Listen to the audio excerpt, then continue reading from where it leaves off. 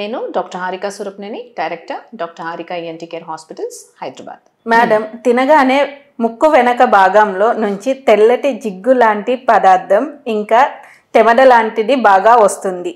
తిన్న ప్రతిసారి వస్తుంది.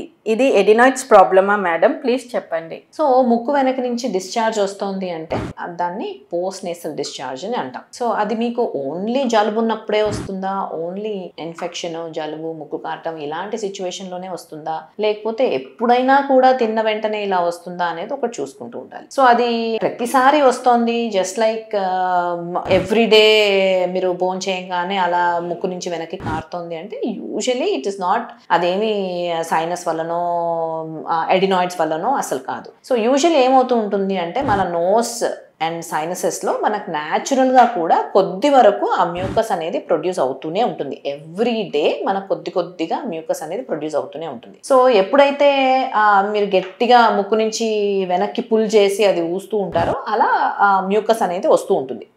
అది చాలా కామన్గా న్యాచురల్గా జరిగే ప్రొసీజరే.